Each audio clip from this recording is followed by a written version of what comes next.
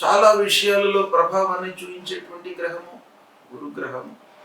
ఈ గురువు అనుకూలంగా ఉన్నట్టయితే అద్భుతాలు జరుగుతాయి, ప్రతికూలంగా ఉన్నట్టయితే మీకు ఆలస్యము, ఆటంకాలు, సమయానికి కాకపోవడము, మధ్యలో వదిలిపెట్టడము, ఇలాంటివి ఎన్నెన్నో మీకు ఇబ్బందులకు కారకుడు గురువు. కాబట్టి ఆ గురువు ప్రీతి కొరకై, గురువును ప్రీతి చేసుకోవడానికై మూలమంత్రాన్ని పఠించండి. దేవానాంచ ఋషీణాంచ గురుం కాంచన సన్నిభం వందనీయం త్రిలోకానం తం నమామి బృహస్పతి అనేటువంటి మూలమంత్రాన్ని పఠించండి.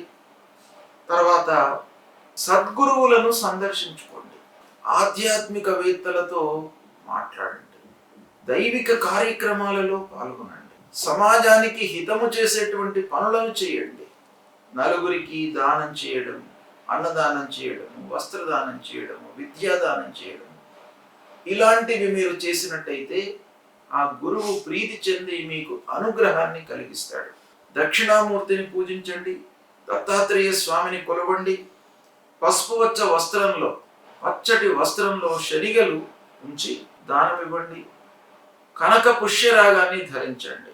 ఈ విధంగా చేసినట్టయితే గురు భగవానుడు ప్రీతి చెందుతాడు.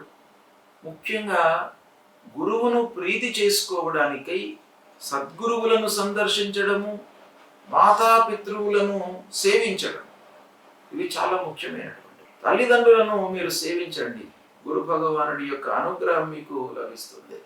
సద్గురువులను, ఆధ్యాత్మికవేత్తలను, సమాజం కొరకే వాళ్ళ జీవితాన్ని అంకితం చేసినటువంటి మహానుభావులు ఉంటారు, వాళ్ళను దర్శించుకోండి. వాళ్ళ మూలకంగా మీకు ఆ గురువు యొక్క అనుగ్రహం లభిస్తుంది.